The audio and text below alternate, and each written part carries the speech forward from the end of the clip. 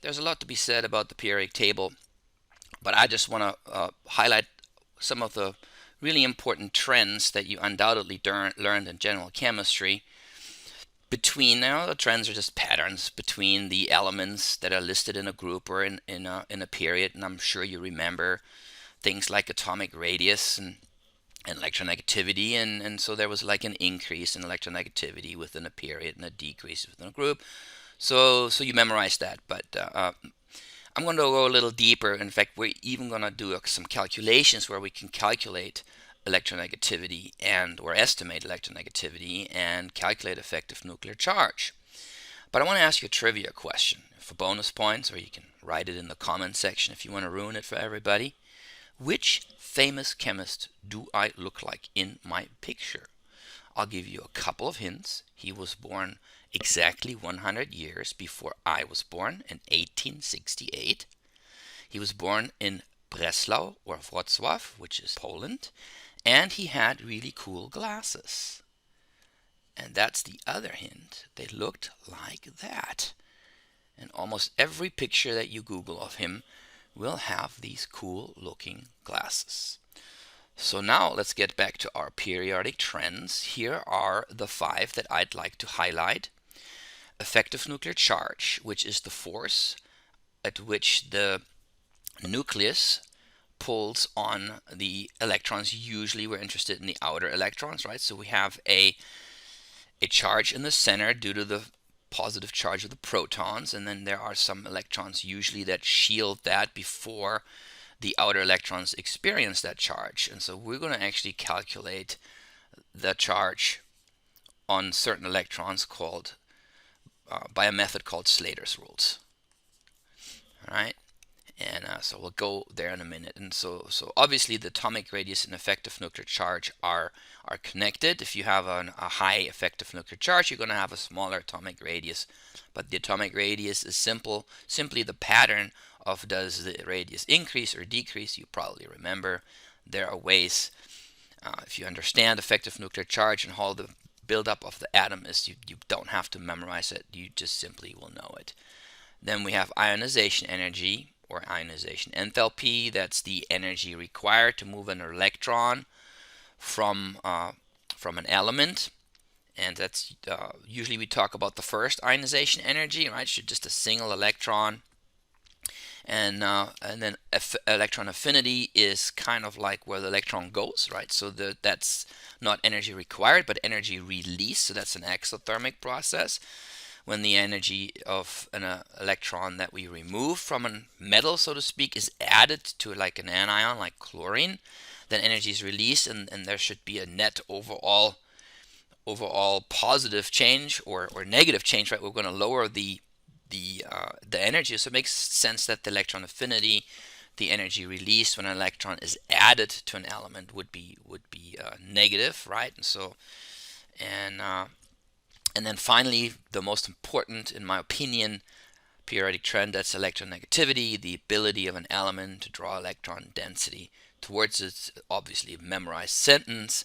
What's it mean? And we are going to use a calculation. We can actually estimate the Pauling electronegativities with an equation that I will show you. All right, so let's start with effective nuclear charge. As I said, we will be using Slater's rules, and so just any old shell model, which we know is not the greatest, but it'll get the point across for effective nuclear charge. We already know from the other lectures that electrons are not going around in circles necessarily. They make up different shapes. But if, for example, we wanted to calculate or estimate the force on one of the outer electrons here, on the nucleus is some sort of plus charge here, right? This is a third shell, so you just look that up. It's not neon, it's argon. So this would be argon, but it's irrelevant. So there's some sort of shielding effect, right? We have a charge in the center, 18, and then we have to subtract the shielding effect, right? So these electrons here on the lower levels are shielding, and then the electrons that are on the same level, they're not really shielding very effectively. So this is exactly what we're going to be calculating and looking at. And so we follow these rules here. Well, first of all, the general trend, of course, is that within a period, we have an increase in effective nuclear charge. And that's because what I said a second ago here, that the electrons on the same energy level are not shielding as effectively. And so if you're adding an electron here, and you're adding also, for every electron, you're adding a positive charge in the center, you are increasing the charge, but you're also decreasing the shielding effect, right?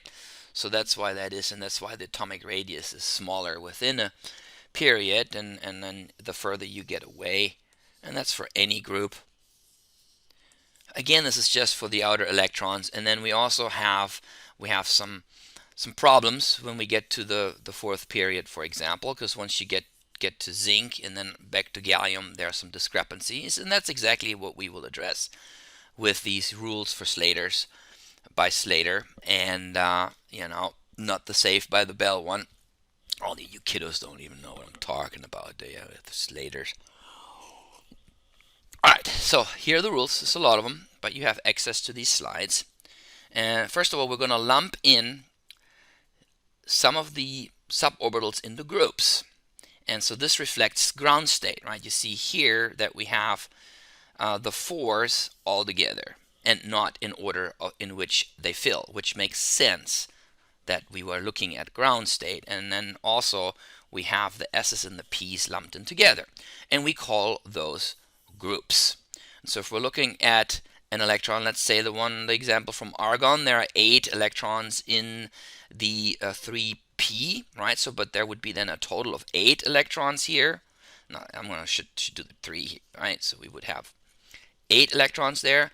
So if we're looking at the one of those 8 electrons, there would be 7 other electrons in this group here, right? And so we would do that's rule number 3. We would then multiply those other 7 electrons by a factor of 0.35. So that implies that the shielding is only 35% effective. That's essentially what that means. Then not in the lower group, but the shell, and this is where students usually mix up groups and shells. So in the case of argon, the shell and group are the same, but we have to take, if this was the 5s, we would look at all of the 4s, 4p, 4d, and 4f electrons, right? So it's the n-1 group, shell, not group, so that's a difference. And even there, it's not 100% effective shielding. We make the argument that it's only 85%. All right, and so then all of the other electrons are fully shielding, and that's so anything n-2, so anything lower is going to be F completely, or 1.0. So that's only for the n's and for the s's and the p's. Now there's a different rule for the f's and the d's. It's actually an easier rule, right? So we keep the same rule. We have 0.35 for the same group, but then our life is made easy, right? This is for the NDs and the NFs. Rule 2 and 3 are the same. And I didn't highlight rule 2, but it's anything to the right of the shell, anything higher, right? So if I just go back to this model here, right? So if we're looking at an electron here, the electrons that are there don't shield, and that's what this rule here is that I didn't read. All right, any electrons to the right of the group contribute nothing. So this is kind of makes sense that if we're looking at a 3s electron of hafnium, that the electrons here that are part of hafnium, that they don't contribute to shielding. So that's not a hard rule.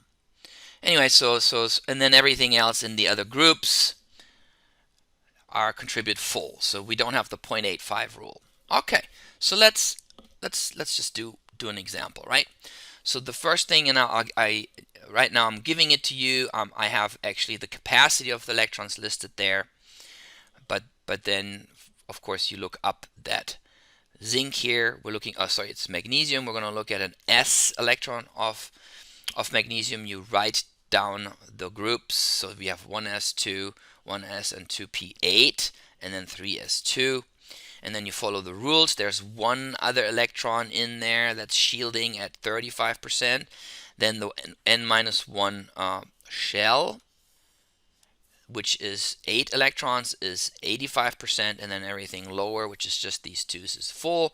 So we end up with an effective nuclear charge of 2.85. So that means that the 3s electron experiences almost a 3+ charge, right? So that's not bad, but it's not 12 either. So that's a shielding effect. So we can calculate that now, and I'll put it into perspective or tell you what it means when we're comparing s electrons to d electrons of, for example, for a transition metal. All right. So if we can also do this for the 2p electron, right? So if I do that for the 2p electron, first of all, our grouping doesn't change. 1s2, 2s, 2p, 8, and then 3s, 2. We have Z equals, or Z star equals 12 minus the shielding effect, and so the electrons to the right. So we're looking at this one here. So those electrons don't contribute, and so we have 7 times 0.35 plus the other remaining 2, and that gives me 7.85. Now we have a comparison, right? The other number was 2. This is for the 2p electron, and for the 3s, of course, this was a much lower charge. It was 2.85. Obviously, the inner electrons are going to experience, they have less shielding, going to experience a much larger charge. Okay, so that was pretty simple. Let's do something a little bit more complicated. Now we're going to do a 3D electron of zinc. So number 1, we're going to write down so let's go find zinc here. We have atomic number 30, and then you have to put those 30 electrons into these groups. And so that's the first thing I would do, is 1s, 2, 2s, 2p, 8, 3s, 3p, 8, and then we fill all of the d electrons. We have 3d, 10, and then of course you also have 4s, 2, and that's crucial that we list those after, that this is the ground state, that we are ordering them properly. First the 3d and then the 4s, and there's 2 electrons. So now we can do the effective nuclear charge, Z star equals 30, and you can double check, right? Do you have 30 electrons here, right? 2 plus 8 is 10. That's 18, 28, 30. Yes, we have 30 minus our shielding. This is a d electron now we're talking about, so we have the simplified rule. There are 9 electrons. There are a total of 10, of course, but there are 9 that are shielding, so it's 9 times 0.35, and the rest of the electrons, which are 18, are fully shielding, and so then we get a number 8.85. And so that's going to be actually stronger than that of an s electron, right? And that's important because we do know that this is the correct order, and that when zinc doesn't lose any of the d electrons. Zinc loses only s electrons to become zinc plus 2. So this is how we can use these numbers to justify that the d electrons aren't lost, and that zinc really is just going to have a +2 charge, and that's it. All right, let's move along to the next example. Now we're going to look at hafnium, much more complicated, and you'll see that I left out the electrons here, and so you can just fill them in. First we have to, of course, locate hafnium. That's 72, and let's just fill and see where we are. So we have 1s, 2, 2s, 2p, 8, 3s, 3p, 8, 3d, 10, 4s, 4p, 8. So where am I? We are here now, and we've just filled these, so we need to still, we've already done the 3D, they're here. And then we also have the 4D full though, right? So that's 10. And the 4F, are they here? Yes, the 4F are full, so we got 14. And then 5S, 5P, 8 also, and then the 5Ds we have now.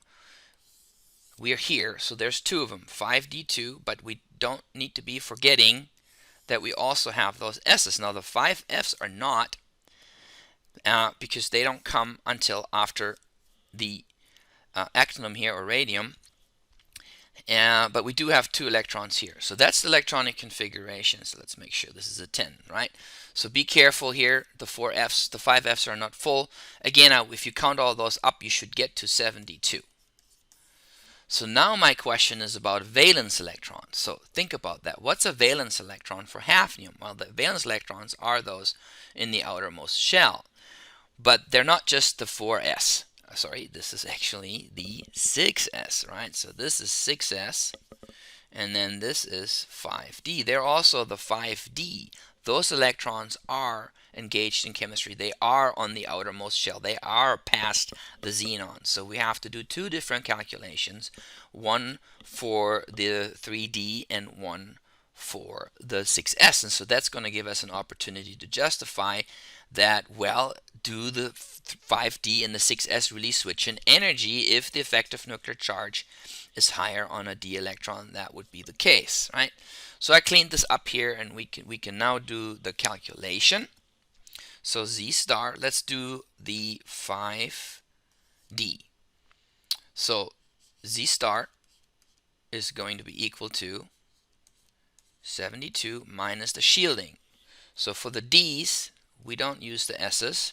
There are only 2 in there, so this is only 1 times 0.35, and then the rest of them are all